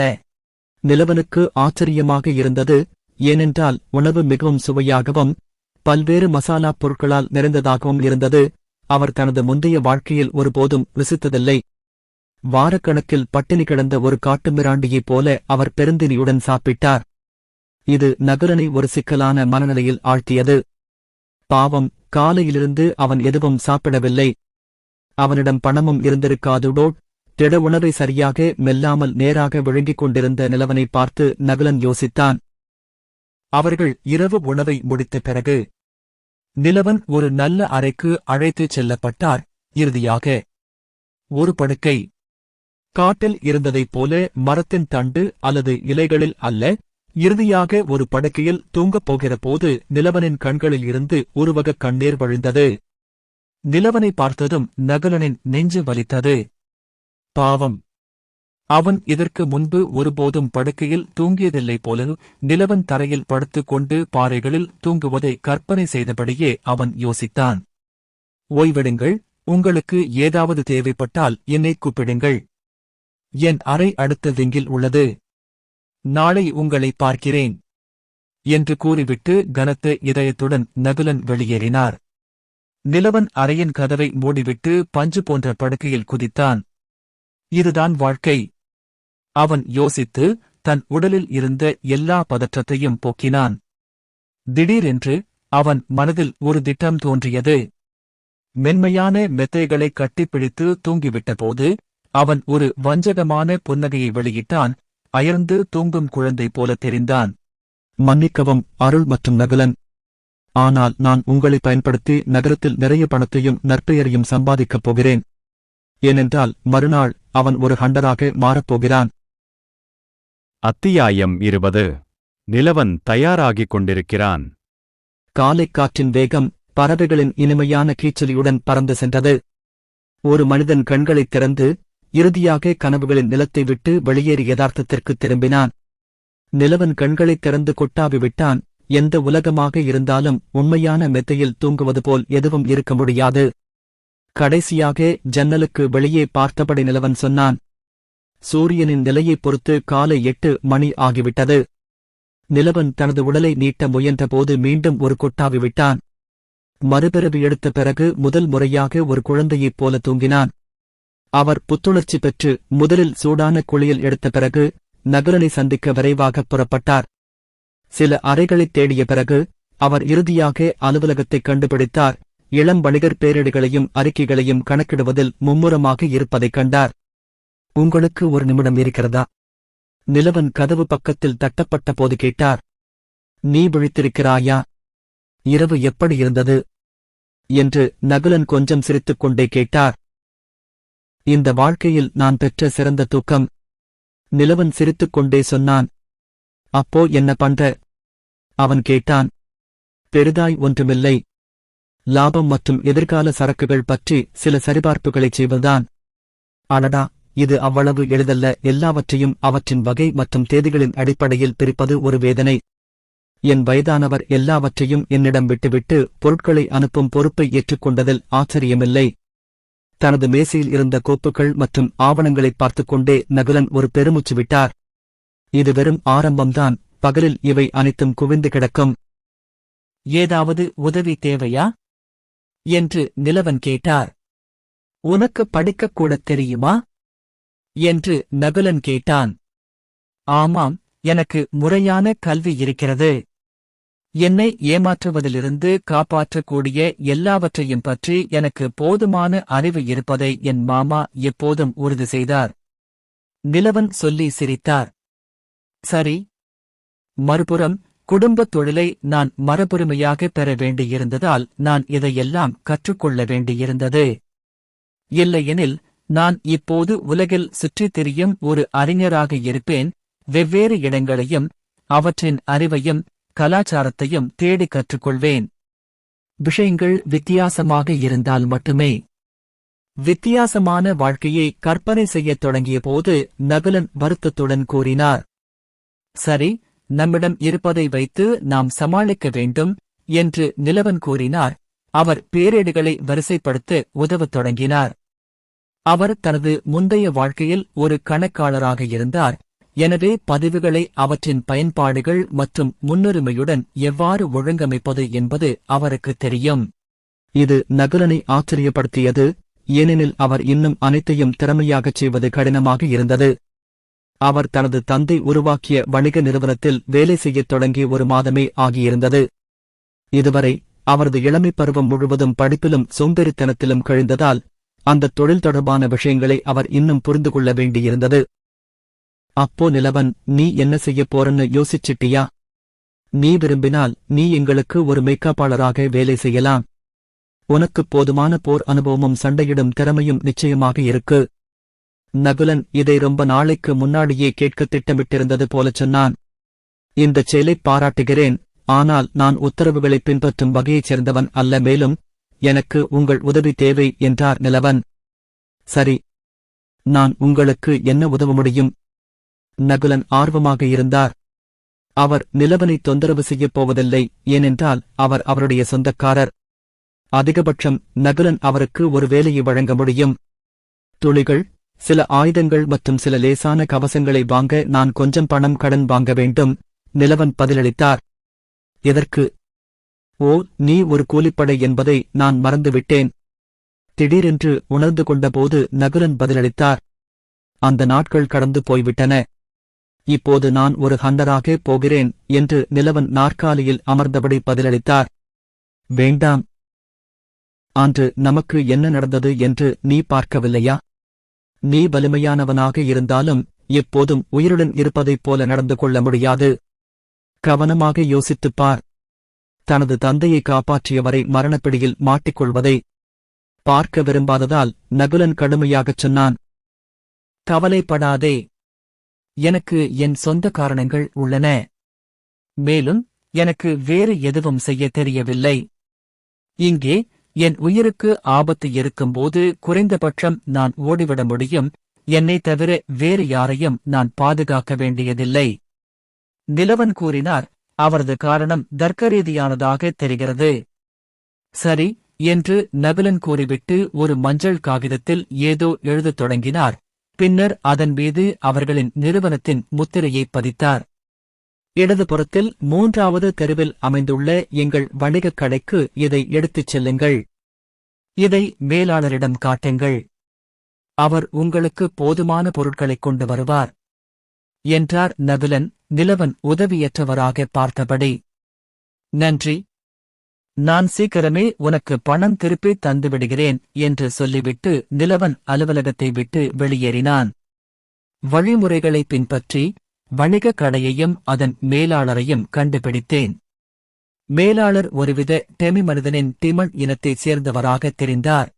அவருக்கு சிவப்பு கல் போன்ற தோல் இருந்தது. தலையில் இருந்து 2 கூர்மையான மற்றும் அடர் சிவப்பு கொம்புகள் நீண்டு கொண்டிருந்தன. கால்நடைத் தொட்டியின் இடுப்பிலிருந்து ஒரு சிறிய வால் வெளியே வருவதைக் கூட நிலவனால் பார்க்க முடிந்தது. நிலவன் சிறிதும் ஆச்சரியமாகப் பார்க்கவில்லை, அலட்டிக் கொள்ளவில்லை. பழம்பெரும் பாம்பின் படிக மையத்தை உள்வாங்கிய பிறகு நிலவன் எப்போதும் தனது உணர்ச்சிகளை கட்டுப்படுத்திக் கொண்டார். மேலும் அவரது நடத்தை ஒரு கொடுங்கோலரின் நடத்தையாக இருந்தது. நீங்கள் அவரை அப்படிப் பார்க்க வேண்டுமென்று அவர் விரும்பாவிட்டால் அவர் ஆச்சரியமாக நடந்து கொள்வதை நீங்கள் பார்க்க மாட்டீர்கள். அவர் கடிதத்தை கொடுத்த பிறகு மேலாளர் ஆச்சரியப்பட்ட கண்களுடன் அவரை பார்த்தார். ஆனால் நிலவனுக்கு அந்த கடிதம் எப்படி கிடைத்தது என்று கேட்கவில்லை. நிலவனை தன்னை பின்தொடருமாறு செய்கை செய்து அவர்களின் நல்ல சேகரிப்பை காட்டினார். பின்னர் மேலாளர் நிலவனுக்கு பல வகையான ஆயுதங்கள், கவசங்கள் மற்றும் மிகவும் பாதுகாக்கப்பட்ட அலமாரிகளில் வைக்கப்பட்ட பல்வேறு ஆபரணங்களைக் காட்டினார். நிலவன் ஒரு முட்டாள் அல்ல, அதனால் முதலில் மிகவும் பயனுள்ள தொகுப்பை தேர்ந்தெடுத்தார்.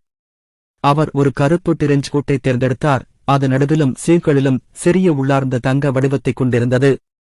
ஏன் கருப்பு உடை எடுத்தீர்கள்? ஏனென்றால் கருப்பு எப்பவுமே மர்மம் நிறைந்தது. கருப்பு சில பேருக்கும் பயத்தைக் காட்டும். அது மட்டும் இல்ல, கருப்பு எனக்கு ரொம்ப பிடிச்ச உடை. பின்னர் அவர் தோல் போன்ற ஒரு பொருளால் செய்யப்பட்ட சாம்பல் நிற ஜாக்கெட்டை தேர்ந்தெடுத்தார். அது இன்னும் உறுதியானது மற்றும் இலகுவானது. நிலவன் தேர்ந்தெடுத்த கருப்பு பெயிண்ட் மிகவும் வசதியாகவும் அதே நேரத்தில் உறுதியானதாகவும் இருந்தது. அவர் வேகமாக ஓடும்போது அது அவரது அசைவுகளைத் தடுக்காது. பின்னர் அவர் கைகளுக்கு கையுறைகளைத் தேர்ந்தெடுத்தார். அங்கு விரல்கள் வெளிப்படும், ஆனால் பிடியில் வலுவாக இருக்கும், ஜிம்மிற்குச் சென்றவர்கள் பயன்படுத்துவது போல. அடுத்து அவர் பழுப்பு நிற பூட்ஸை தேர்வு செய்தார். அவை ஒருவித அசுறு தோலால் ஆனவை, ஆனால் நடக்கும்போது தேவையற்ற ஒலியை தடுக்கும் ஒரு முழுமையான தந்திரோபாய வடிவமைப்பையும் கொண்டிருந்தன. உடைகளை தேர்ந்தெடுத்த பிறகு நிலவன் ஒரு கற்பனை பாணி இரட்டை முனைகள் கொண்ட நீண்ட வாளைத் தேர்ந்தெடுத்தார். அது மிகவும் பெரியதாகவும் கனமாகவும் இருந்தது. ஆனால் நிலவன் அதை ஒரு சிறிய கத்தியைப் போல ஒரு கையால் அசால்டாக தூக்கினார். இது ஒரு சீன நீண்ட வாள் அல்ல, ஆனால் இடைக்கால நைட் சகாப்த வகை ஒன்று, எடுத்துக்காட்டாக டாண்டேவின் கிளர்ச்சி வாள் போல. பின்னர் நிலவன் 2 கத்திகள், ஒரு பெல்ட் மற்றும் ஹண்டர்களுக்காக தயாரிக்கப்பட்ட ஒரு ஹோல்சரை எடுத்துக்கொண்டார். அவை பல பயனுள்ள பைகளையும் சிறிய ஆயுதங்களை வைப்பதற்கான இடங்களையும் கொண்டிருந்தன. பின்னர் நிலவன் மருந்து மற்றும் துணைக்கருவிகள் பிரிவுக்குச் சென்றார். அவர் நடுத்தர சுகாதார மீட்பு மருந்து மற்றும் விஷ எதிர்ப்பு மருந்துகளைத் தேர்ந்தெடுத்தார். நிலவன் ஏராளமான மங்காக்களை படித்திருந்தார். அங்கு கதாநாயகர்கள் ஹண்டர் தொழிலைத் தேர்ந்தெடுத்து ஷாப்பிங் செய்கிறார்கள். அதனால் அவர் ஒரு முட்டாளைப் போல சுற்றித் திரிந்து தனக்கு மிகவும் தேவையானதை தேர்ந்தெடுக்கவில்லை.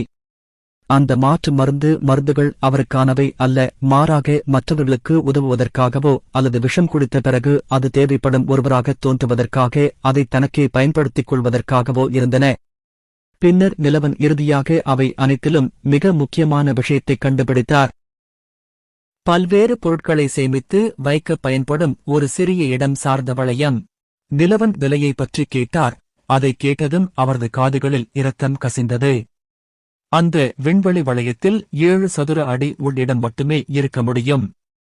ஆனால் அதன் விலை ஏற்கனவே 5000 தங்க டிராமஸ் நாணயம் ஆகும். நகுலன் எழுதிய கடிதத்தில் அவர் விரும்புவதை தேர்ந்தெடுக்கட்டும் என்பது போன்ற ஒன்று இருந்தது நிலவனுக்கு தெரியும். ஆனால் நிலவன் அவ்வளவு வெட்கமற்றவராக இருக்கப் போவதில்லை. இறுதியில் இவர்கள் பிழைப்பு நடத்த வேண்டியிருந்தது. எனவே அவர் 3 சதுர அடி உள்ளிடம் மட்டுமே கொண்ட மலிவான ஒன்றை தேர்ந்தெடுத்தார். விலை குறியீட்டில் காட்டப்பட்டுள்ளபடி அதன் விலை 2000 தங்க டிராமஸ் ஆகும்.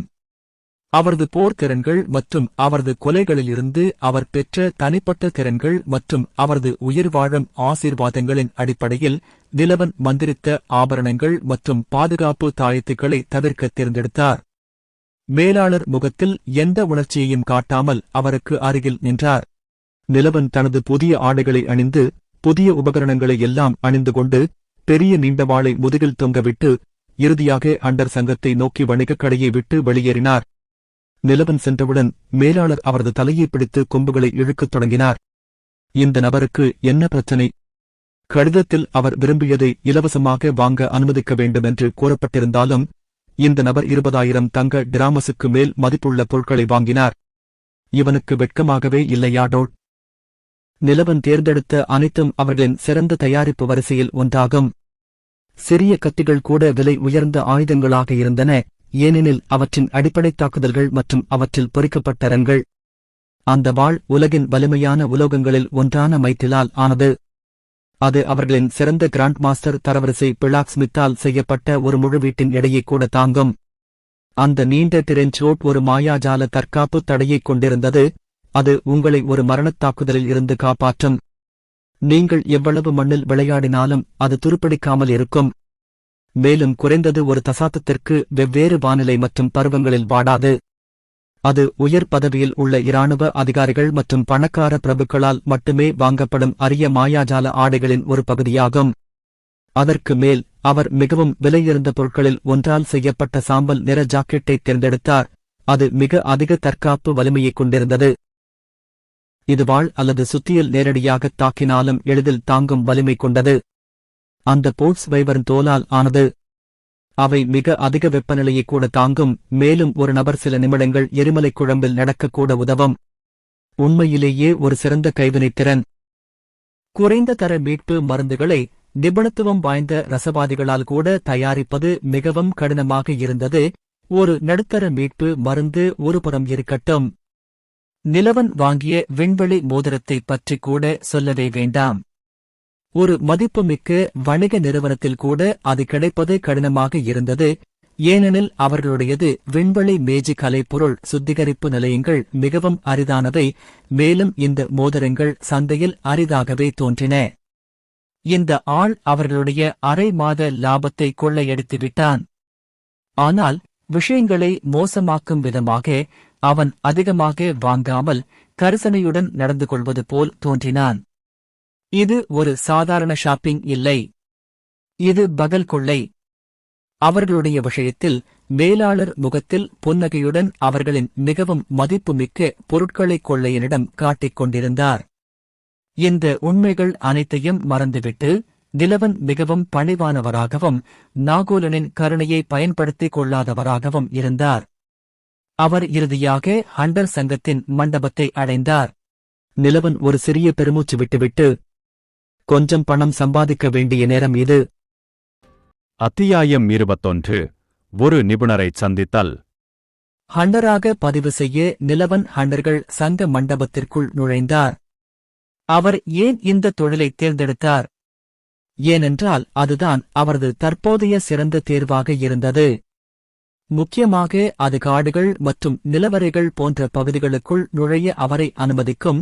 அங்கு அவர் அரக்கர்களை வேட்டையாடவும் அவர்களின் திறமைகளை உள்வாங்கி அவற்றின் படிக மையங்களை உண்பதன் மூலம் தனது வலிமையை அதிகரிக்கவும் முடியும். மேலும் அவர் ஒரு பதிவு செய்யப்பட்ட ஹண்டராக இருந்து அவரிடம் ஒரு அடையாள அட்டை இருந்தால் அத்தகைய இடங்களில் அவர் என்ன செய்கிறார் என்பது குறித்து யாரும் அவரிடம் கேள்வி கேட்க மாட்டார்கள். மேலும் இது பணம் சம்பாதிப்பதற்கான விரைவான வழியாகவும் இருந்தது. நகுலன் போன்ற மேக்காப்பாளராக பணிபுரிவது நிலவனை பல வழிகளில் கட்டுப்படுத்தும் என்று கூறியது போல. மேலும் அவரது வருமானம் குறைவாக இருக்கும், மேலும் அவர் மக்களை அழைத்துச் செல்ல வேண்டியிருக்கும் அல்லது பாதுகாவலராக செயல்பட வேண்டியிருக்கும். இது நிலவனின் நேரத்தை வீணடிக்கும். நிலவன் தனது பலத்தை வளர்த்துக் கொள்ள ஃபிலாவுட் நகரம் சிறந்த இடமாக இருந்த போதிலும் அவர் இங்கு நீண்ட காலம் தங்க மாட்டார். இறுதியில் அதிக அதிகாரத்தையும் பெறக்கூடிய பெரிய நகரங்களுக்கும் இடங்களுக்கும் செல்வார். இந்த நகரம் அவரது பயணத்தில் முதல் படியாக இருக்கப் போகிறது. யதார்த்தத்திற்கு திரும்பிய நிலவன் மண்டபத்தில் அமர்ந்திருந்த பலர் தாங்கள் மிகவும் விரும்பும் ஒன்றை வைத்திருப்பது போல் ஆச்சரியமான பார்வைகளுடன் தன்னை பார்த்துக் கொண்டிருப்பதை நிலவன் கவனித்தார். நிலவன் பேராசை கொண்டு மனிதர்களை கவனிக்காமல் நேராக வரவேற்பாளர் கவுண்டரை நோக்கி நடந்தான். சரியாக அதே கவுண்டரை நோக்கி அவன் முந்தைய நாள் கோர்களை விற்கச் சென்றான். நிலவன் தன்னை நோக்கி வருவதைக் கண்டு அந்த முதியவர் பார்த்ததும் அந்த இளைஞனை உடனடியாக அடையாளம் கண்டுகொண்டு தனது கண்ணாடியை சரிசெய்தார். ஆனால் பின்னர் நிலவனின் உடையை கவனித்ததும் அவர் திடுக்கிட்டார். என்ன, அவன் வங்கியை கொள்ளையடித்தானா அல்லது ஏதாவது? பழைய வரவேற்பாளர் தன்னைத்தானே கேட்டுக்கொண்டார். நீங்க மறுபடியும் இங்க என்ன பண்றீங்க? கொஞ்ச நாள் எங்காவது ஒளிஞ்சு இருக்கச் சொன்னேன்ல. கிரவுண்டா ஹண்டர் குழுவைச் சேர்ந்தவங்க இன்னும் உன்னை தேடிக்கிட்டு இருக்கலாம் என்று அந்த முதியவர் கவலையான தொனியில் கூறினார். அவர்கள் பிரச்சனை செய்ய விரும்பினால் நான் அவர்களுக்கு ஒன்றை கொடுப்பேன். மேலும் நான் யாருக்கும் பயந்து ஒளிந்து கொள்ளும் வகையைச் சேர்ந்தவன் அல்ல. நிலவன் கெத்தாக தனது வலது கையை கவுண்டரில் ஊன்றி முதியவரை நோக்கி சாய்ந்தபடி கூறினார். எப்படியும் நான் என்னுடைய ஹண்டர் உரிமத்திற்காக இங்கே வந்திருக்கிறேன். நான் ஏதாவது ஒரு சோதனை எடுக்க வேண்டுமென்று நீங்கள் சொன்னீர்கள் இல்லையா? நேற்றைய உரையாடலை தெளிவாக நினைவில் வைத்துக்கொண்டு நிலவன் கேட்டார். இளைஞர்களே எப்போதும் தங்களைப் பற்றி அதிகமாக நினைத்துக் கொண்டிருப்பார்கள். முதியவர் சில ஆவணங்களை எடுத்து நிலவரிடம் கொடுத்தபடி பெருமூச்சு விட்டார். இவற்றை நிரப்பி சோதனைக்காக 20 வெள்ளை டிராமஸை டெபாசிட் செய்ய வேண்டும் என்று அந்த முதியவர் ஆவணங்களை ஒப்படைத்துக் கொண்டே கூறினார். புரிந்தது என்று நிலவன் கூறிவிட்டு தனது தகவல்களை நிரப்ப ஒரு காலியான மேசைக்குச் சென்றார். ஒப்புதலுக்கு அவசியமான போலி விவரங்களை எழுதிவிட்டு கவுண்டருக்கு திரும்பினார். சரி கிழவரே, உங்கள் பெயர் என்ன என்று நிலவன் கேட்டார். என் பெயர் மால்கம். முதல்ல என்னை கிழவன்னு கூப்பிடுறதை நிறுத்து. இல்லன்னா உன் பதிவு முடிஞ்சு போகாது என்றார் வயதான வரவேற்பாளர் நெற்றியில் சுருக்கங்களுடன் கிழவன்னு கூப்பிடுறதை வெறுப்பது போல. சரி சரி, எனக்கு புரிஞ்சுடுச்சு. அப்போ நான் என்ன மாதிரியான மதிப்பீட்டை அனுப்பணும்? நிலவன் ஆர்வமாக கேட்டார். பெரிதாய் ஒன்றுமில்லை. நீ நமது பயிற்றுவிப்பாளர்களில் ஒருவருடன் சண்டையிட்டு சிறிது காலம் நீடிக்க வேண்டும்.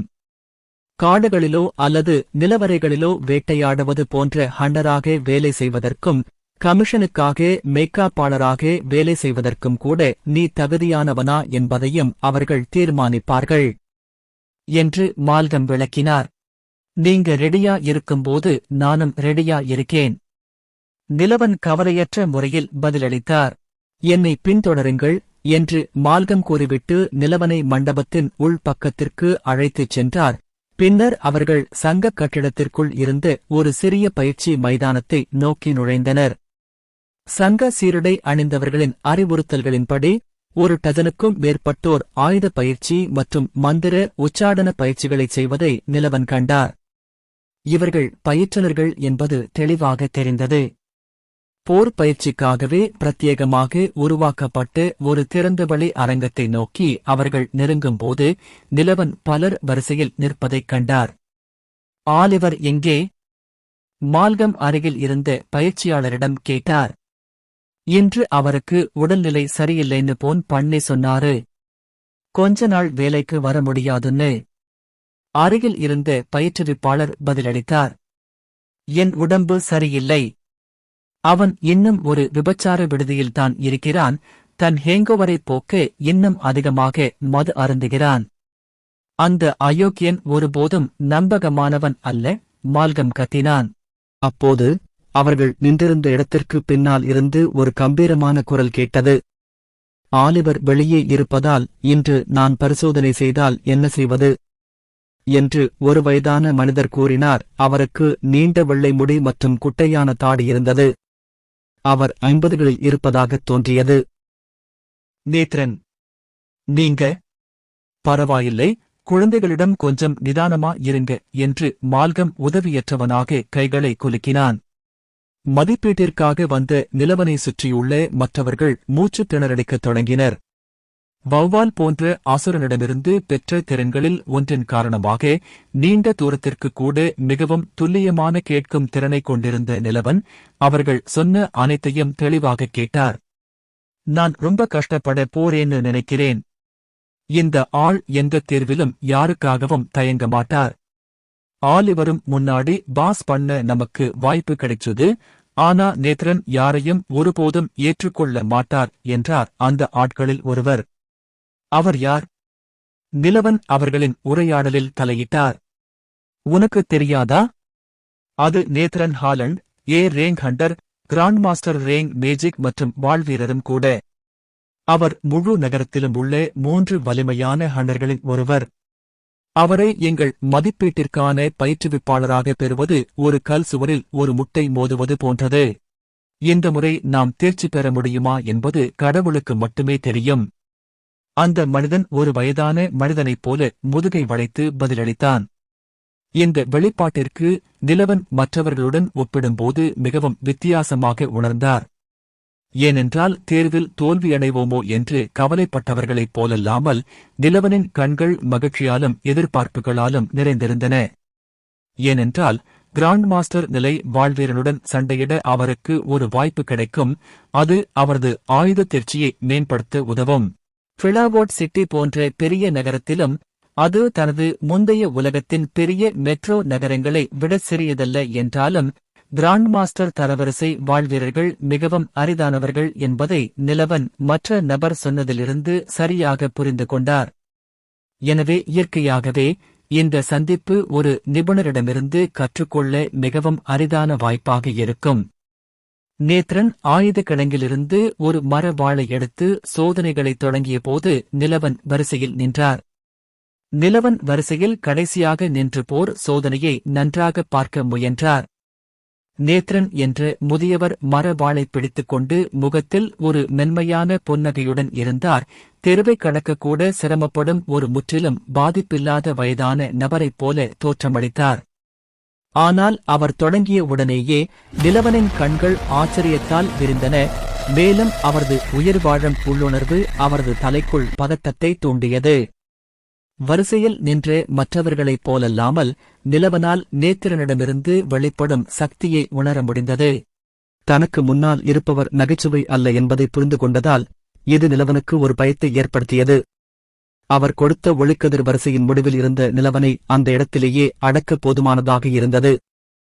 முதல் தேர்வர் தன்னை தாக்குவதற்காக காத்திருந்த நேத்ரன் திடீரென்று கண்களைச் சுருக்கி கவனிக்கத் தெரியாதபடி நிலவனை பார்த்தார். நிலவன் தனது பலத்தை அளவிட முயற்சிப்பதை அவனால் உணர முடிந்தது. முதல் தேர்வாளர் தனது பெரிய கோடரியை பிடித்து நேத்ரன் முழு பலத்துடன் சுழற்றியவுடன் அந்த முதியவர் ஒரு 50 அடிக்கு பின்வாங்கி ஒரு முடி அளவு தூரத்தில் தப்பித்தார். நிலவன் முற்றிலும் அதிர்ச்சியடைந்தார். கூர்மையான உணர்வுகள் இல்லாத ஒருவருக்கு நேத்ரன் தாக்குதலில் இருந்து தப்பிக்க முடியவில்லை. அதிர்ஷ்டவசமாக அதை தப்பித்தார் என்பது போல் தோன்றியது. ஆனால் தனது அனிச்சைகளையும் புலன்களையும் சாதாரண மக்களைத் தாண்டிய நிலைக்கு எட்டிய நிலவனுக்கு எல்லாம் தண்ணீர் போல தெளிவாகத் தெரிந்தது. நேத்ரன் தப்பிக்க சிறிதும் நகரவில்லை. மாறாக அந்த ராட்சத கோடரியை தனக்கு அருகில் செல்ல அனுமதித்தான். அவரது அனிச்சைகள் பலவீனமாக இருந்ததால் அல்ல, மாறாக தாக்குபவர் வயதானவரை தவறவிட்டது போல் காட்டுவதற்காக அவன் தனது அசல் வேகத்தை கட்டுப்படுத்திக் கொண்டிருந்தான். நிலவன் ஒரு வெறித்தனமான பார்வையுடன் நேத்திரனை பார்த்துக் கொண்டே இருந்தார். இந்த மனிதர் ஒரு உண்மையான நிபுணர். அடுத்த நொடியில் தேர்வாளர் தனது கோடரியை நேத்திரனின் தலையில் சுழற்றி ஒரு மரண அடியை ஏற்படுத்த முயன்றார். கோடாரி நேத்திரன் முகத்திற்கு அருகில் வந்தவுடன் அவர் விரைவாக தனது மரவாளை அசைத்தார். ஒரு நொடியில் சுழலும் கோடரியின் முழு திசையும் மாறியது. கோடாரி முழு பலத்துடன் தரையில் விழுந்தது. அதை ஏந்தியவரும் சமநிலையை இழந்து தரையில் தடுமாறினார். அவர் மீண்டும் கோடரியை தூக்கி தாக்க முயற்சிக்கும் போது மரவாள் ஏற்கனவே அவரது கழுத்தில் தாக்கியது. தோல்வி, நேத்ரன் பயபக்தியுடன் கண்களுடன் கூறினார். தேர்வர் வெட்கத்தில் கழுத்தை தொங்கவிட்டு பயிற்சி மைதானத்தை விட்டு வெளியேறினார். அடுத்து என்று நேத்துரேன் கத்த சோதனை தொடர்ந்தது. நிலவன் எதிர்பார்த்தது போலவே இந்த தேர்வர்களில் ஒருவர் கூட நேத்திரனின் ஒரு வெற்றியை பெறுவது ஒருபுறம் இருக்க, ஒரு நிமிடம் கூட தேர்வில் நீடிக்க முடியவில்லை. அது ஒரு நெருக்கமான போர் வகுப்பாக இருந்தாலும் சரி, அல்லது மேஜர்ஸ் ஆர்ச்சர் போன்ற நீண்ட தூர தாக்குதல் வகுப்பாக இருந்தாலும் சரி, யாரும் நேத்திரனை 10 படிகளுக்கு மேல் நகர்த்துவதற்கு அருகில் கூட வரவில்லை. பின்னர் அவர் அவற்றை எளிதாக வெளியே எடுத்தார். இறுதியாக நிலவனின் முறை வந்தது.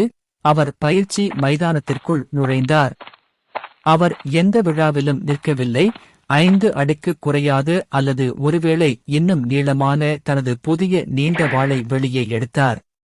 அவர் அதை தனது 2 உள்ளங்கைகளிலும் இறுக்கமாக பிடித்துக்கொண்டு தனது கால்களை நிலைநிறுத்தி வாளின் பிடியை மார்புக்கு அருகில் இழுத்து தற்காப்பு நிலைப்பாட்டை எடுத்தபடி வாள் முனையை நேத்திரனை நோக்கிக் காட்டினார். நிலவன் உறுதியான கண்களுடன் அந்த முதியவரை பார்த்து, "உனக்குப் பிறகு." அத்தியாயம் 22. யார் அந்த புதிய வீரன்?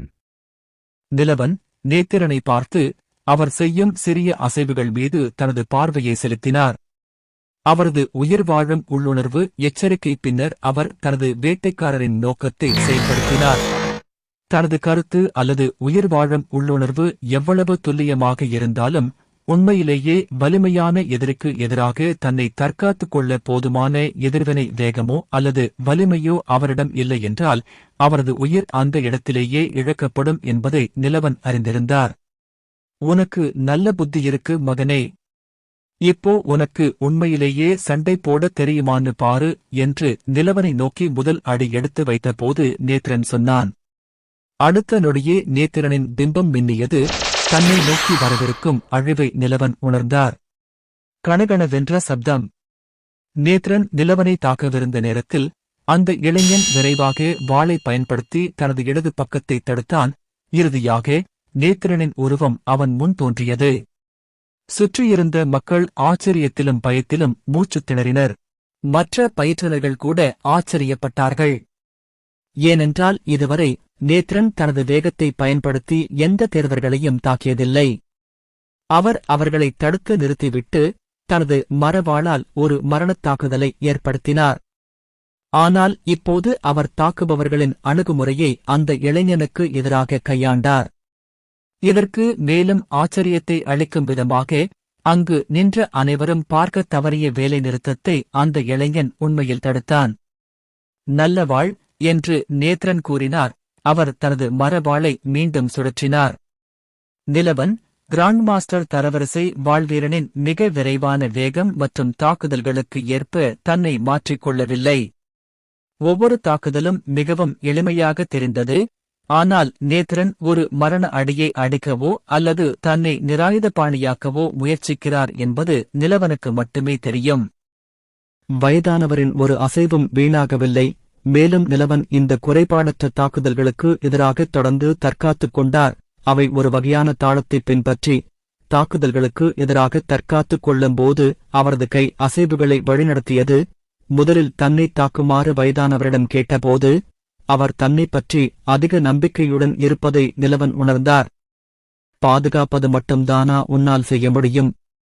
நிலவனின் திறமைகளால் ஏமாற்றமடைந்தது போல் அவமதிப்பு நிறைந்த கண்களுடன் நேத்திரன் கேட்டார். சிஸ்டத்தில் இருந்து அறிவிப்புகள் வரத் தொடங்கியது. ஹோஸ்ட் வாள்களுக்கான ஆயுத தேர்ச்சியை மேம்படுத்தியுள்ளார். தற்போதைய முன்னேற்றம் மாஸ்டர் தரவரிசையில் 35%. தொகுப்பாளர் போர் நுட்பங்களை தற்காப்பு நிலைப்பாட்டை வெளிப்படுத்தியுள்ளார். தற்போதைய முன்னேற்றம் மாஸ்டர் தரவரிசையில் 15%. சிஸ்டம் அறிவிப்பு அவரது தலையில் ஒலித்தது. ஆனால் நிலவன் தனது கவனத்தை இழக்கவில்லை. முன்னால் இருக்கும் எதிரியின் மீது கவனம் செலுத்திக் கொண்டே இருந்தார். விதிகளின்படி நான் சிறிது காலம் பயிற்சியாளர்களுக்கு எதிராக நீடித்தால் கூட நான் வெற்றி பெறுவேன். என்னை தாக்கத் தூண்டி உங்களுக்கு ஒரு தொடக்கத்தை கொடுக்க முயற்சிக்காதீர்கள் வயதானவரே என்று நிலவன் தனது தற்காப்பு நிலைப்பாட்டை உறுதிப்படுத்தி நேத்திரனின் அசைவுகளில் கவனம் செலுத்திக் கொண்டே கூறினார். நேரம் மட்டும் பார்த்து கொண்டிருப்பது உங்களுக்கு உதவும் என்று நீங்கள் நினைத்தால் நீங்கள் தவறு செய்கிறீர்கள். எங்கள் திறமைகளுக்கு இடையிலான வித்தியாசத்தை நான் உங்களுக்கு காட்டுகிறேன் என்று நேத்ரன் கூறிவிட்டு இறுதியாக தனது ஒளிவட்டத்தை முழுமையாக வெளிப்படுத்தினார். நேத்ரன் தனது கொலை நோக்கத்தை வெளிப்படுத்தியவுடன் அருகிலுள்ள சுற்றுப்புறத்தினரும் அங்கிருந்த அனைவரும் தங்கள் தோள்களில் ஒரு மலை விழுவது போல் கற்பனை செய்ய முடியாத அழுத்தத்தை உணர்ந்தனர். மற்ற சில பரிசோதகர்கள் சக்தியின் அழுத்தத்தை தாங்க முடியாமல் அந்த இடத்திலேயே மயங்கி விழுந்தனர். மற்றவர்கள் இந்த ஒளியின் கீழ் சாய்ந்தனர். இந்த ஆதிக்க ஒளி மற்றும் கொலை நோக்கத்தின் ஆரம்ப இலக்காக இருந்த நிலவன் உண்மையில் மற்றவர்கள் உணர்ந்ததை விட 3 மடங்கு அதிகமாக அழுத்தத்தை எதிர்கொண்டார். அவரது உடலில் ஒரு தசையை நகர்த்தவோ அல்லது வேறு பக்கம் பார்க்கவோ கூட வலிமை இல்லை. ஒரு வேட்டையாடும் மிருகத்தின் முன்தான் வெறும் இரையாக இருப்பது போல் நிலவன் உணர்ந்தான். எதிர்த்து போராடும் உரிமை கூட இல்லாத இரை. இந்த அழுத்தத்தில் தனது எலும்புகள் சத்தமிடுவதையும் நரம்புகள் வெளியே வருவதையும் நிலவன் உணர முடிந்தது. முகத்தில் ஒரு மென்மையான புன்னகையுடன் இருந்து அந்த முதியவர் ஒரு உண்மையான சக்தி வாய்ந்த மனிதர். நிலவன் பல்லை கடித்துக் கொண்டு தனது போர் ஆதிக்க சக்தியை செயல்படுத்தினார். மேலும் அவர் மீதான அழுத்தம் மறைந்து போவதை உணர்ந்தார். மறுபுறம் நேத்ரன் முகத்தில் ஒரு அதிர்ச்சியான வெளிப்பாடு இருந்தது. முன்பு நிலவனிடமிருந்து ஒருவித லேசான ஒளிவட்டத்தை மட்டுமே அவர் உணர்ந்தார். ஆனால் இப்போது அந்த இளைஞனுக்கு முன்னால் அவரது ஒளிவட்டம் குறைந்து வருவது மட்டுமல்லாமல் இளம் வாழ்வீரனிடமிருந்து ஒரு வகையான அச்சுறுத்தலையும் அவர் உணர்ந்தார். சுவாரஸ்யமாக இருக்கிறது, மிகவும் சுவாரஸ்யமாக இருக்கிறது என்று நேத்ரன் தனது ஒளியை தனக்குள் அடக்கிக் கொண்டான். நேத்ரன் மீண்டும் பல்வேறு கோணங்களில் இருந்து நிலவனை தாக்கத் தொடங்கினார். ஒவ்வொரு அடியிலும் அவரை பின்னோக்கி தள்ளினார். இருப்பினும் நிலவன் கனமான மற்றும் விரைவான தாக்குதல்களுக்கு எதிராக தனது கால்களை பாதுகாக்கவும் பராமரிக்கவும் தன்னால் முடிந்த அனைத்தையும் செய்தார். அவரது புதிய வாழ் அதீத நீடித்து உழைக்கக்கூடியது மற்றும் அவரது தற்போதைய வலிமையுடன் நகர்த்த மிகவும் எளிதானது. நேத்திரனின் வேகமான தாக்குதல்களுக்கு எதிராக அவர் தனது முடிவை கட்டுப்படுத்த முடியாமல் இருந்த போதிலும் நிலவன் முகத்தில் மகிழ்ச்சியான வெளிப்பாடு இருந்தது. ஏனென்றால் அவர் ஒவ்வொரு தாக்குதலுக்கும் எதிராக போராடும்போது அவரது ஆயுத தேர்ச்சி மற்றும் போர் நுட்பத் தேர்ச்சி மிகவும் அதிகரித்து வந்தது. ஏனெனில் அவர் ஒரு உண்மையான நிபுணரை எதிர்த்து போராடினார். நிலவனின் முகத்தில் புன்னகை தெரிந்த நேத்ரன் தனக்கு முன்னால் இருந்த புதிய நபர் தன்னை போன்ற ஒரு திறமையான வீரருக்கு எதிராக வெற்றிகரமாக பாதுகாத்து வருவதைக் கண்டு எரிச்சலடைந்தார். என்னை தாக்க ஒரு வாய்ப்பு தருகிறேன். நான் தற்காத்துக் கொள்ள மட்டுமே செய்வேன். எப்படி என்று விளையாட்டுத்தனமான தொனியில் நேத்ரன் கேட்டார். பொய் சொல்லல இல்லையா? ஏனென்றால் என்னைப் போலல்லாமல் நீங்கள் இங்கே பாதுகாக்க வேண்டிய நற்பெயரைக் கொண்டிருக்கிறீர்கள் என்று நிலவன் லேசான புன்னகையுடன் கூறினார். சிஸ்டம் தற்போதைய முன்னேற்றத்தை எனக்கு காட்டுடோட். நிலவன் அந்த அமைப்பை கட்டளையிட்டார். ஹோஸ்ட் வாள்களுக்கான ஆயுத தேர்ச்சியை மேம்படுத்தியுள்ளார். தற்போதைய முன்னேற்றம் மாஸ்டர் தரவரிசையில் 49%. தற்காப்பு நிலை போர் நுட்பங்கள். தற்போதைய முன்னேற்றம் மாஸ்டர் தரவரிசையில் 40%. நிலவன் புதுப்பிப்புகளை கேட்டு நேத்திரனின் திட்டத்துடன் உடன்பட முடிவு செய்தார். ஏனென்றால் தனியாக தற்காப்பு நடத்துவதன் மூலம் தனது ஆயுத தேர்ச்சி மற்றும் போர் நுட்பங்களில் தேர்ச்சியை மேம்படுத்த முடியாது. தனது திறமைகளை மேம்படுத்த அவர் தாக்கவும் வேண்டியிருந்தது. இல்லையெனில் அவர் ஒரு உண்மையான போரில் ஒரு முட்டாள் போல வாளை சுழற்றுவார். உண்மையான வாழ் திறன்களை கற்றுக்கொள்ள இந்த வாய்ப்பை பயன்படுத்த வேண்டியிருந்தது. நான் வருகிறேன் என்று நிலவன் கூச்சலிட்டு நேத்திரனை நோக்கி தாக்கினார். அவர் விரைவாக தனது நீண்ட வாளை செங்குத்தாக சுழற்றி அந்த முதியவரை கொல்ல முயன்றார். தாங்! பயிற்சி மைதானத்தில் உலோகமும் கல்லும் மோதிக்கொள்ளும் சத்தம் எதிரொலித்தது. இதற்குள் அருகிலுள்ள பயிற்சி மைதானங்களில் பயிற்சி செய்து கொண்டிருந்த அல்லது சோதனைகளை எழுதிக் கொண்டிருந்த 100க்கும் மேற்பட்டோர் நிலவன் மற்றும் நேத்திரனின் சண்டையை பார்ப்பதில் மூழ்கிவிட்டனர். முழு நகரத்திலும் வலிமையான ஆண்டர்களின் ஒருவரான பிரபலமான நேத்திரனுக்கு எதிராக இவ்வளவு நேரம் நீடித்து நிலவனை அதிசயமாக பார்த்தனர். நிலவனின் வாள் விழுந்த இடத்தில் தரையில் ஒரு பெரிய விரிசல் ஏற்பட்டது. கடைசி வினாடியில் நிலவனின் மிருகத்தனமான தாக்குதலை நேத்ரன் சிரமமின்றி தடுத்தார். தாக்குதலின் போது நேத்ரன் ஒரு மரவாளை பயன்படுத்தினாலும் வாளை மறைத்து ஒரு பாதுகாப்பு ஒளி அடுக்கு அல்லது ஒருவித தடை இருப்பதை நிலவன் கவனித்தார். மேலும் அதன் மூல காரணம் நேத்ரன் தான். இதைத்தான் மாய வாழ்வீரன் என்று சொல்கிறார்களா? நிலவன் தன்னைத்தானே கேட்டுக்கொண்டார். ஏனென்றால் அவரது வாள் ஒரு மரவாளை ஒரு அடியால் கூட உடைக்க முடியாது.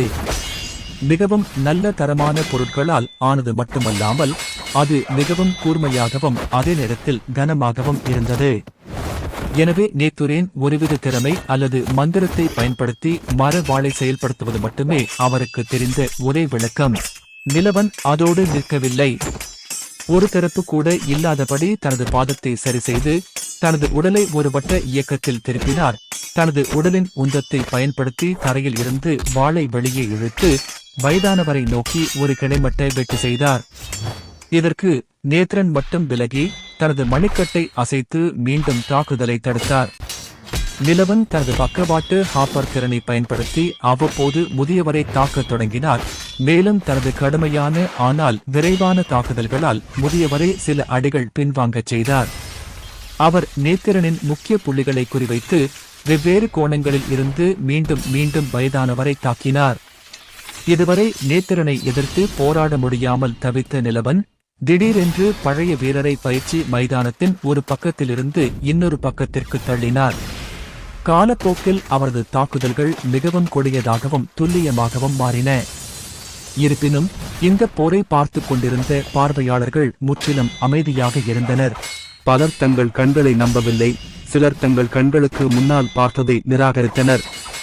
நன்கு துறக்கப்பட்ட மற்றும் மிகவும் அனுபவம் வாய்ந்த மூத்த ஹண்டரை நிலவனால் பின்னுக்கு தள்ளப்படுகிறாரா? அது வெறும் ஒரு சோதனையாக இருந்தாலும், புதிய ஆள் தன்னை தாக்க நேத்ரன் அனுமதித்திருந்தாலும், உண்மையில் அந்த முதியவரை தாக்கியதும் அவரை சில அடிகள் பின்னுக்கு தள்ளியதும் கூட ஹண்டர்கள் சங்கத்தில் இருந்த காலத்தில் அவர்களில் யாரும் கேள்விப்பட்டிராத ஒன்று. தாக்குதல் முனையில் இருந்த நேத்ரன் இந்த முறை மிகவும் வேகமாக இருந்தார். அவர் இனி தனது மணிக்கட்டுகளை அசைத்து தாக்குதல்களை தடுக்கவில்லை. மாறாக தனது இரு கைகளையும் பயன்படுத்தி நிலவனின் மிருகத்தனமான ஆனால் மிக விரைவான தாக்குதல்களுக்கு எதிராக தற்காத்துக் கொள்ளும்போது சரியான தற்காப்பு நிலைப்பாட்டை எடுத்தார். அவருக்கு ஆச்சரியமாக அவருக்கு முன்னால் இருந்த இளைஞன் நேரம் செல்ல செல்ல சிறப்பாக மாறிக்கொண்டிருந்தான். அவரது அசைவுகள் இனி ஒரு சாதாரண வீரனைப் போல இல்லாமல் ஒரு திறமையான வாழ்வீரனின் அசைவுகளாக மாறிவிட்டன. அவன் தனது தாக்குதல்களுக்கு பின்னால் இருந்த அனைத்து தேவையற்ற அசைவுகளையும் சக்தியையும் முற்றிலுமாக அகற்றினான். சண்டை தொடரும்போது நீண்ட வாளை அசைக்கும் போது அவரது கை ஒருங்கிணைப்பு மேம்பட்டது. நேத்ரன் தனது சிந்தனைகளில் இருந்து வெளியே வந்தபோது நிலவனின் முகத்தில் ஒரு பிரகாசமான புன்னகையை அவர் கவனித்தார். அவர் தொடர்ந்து பாதுகாத்து வந்தார். இந்த ஆள் சண்டையை ரசித்துக் கொண்டிருந்தாரா? நேத்ரன் ஆச்சரியப்பட்டார்.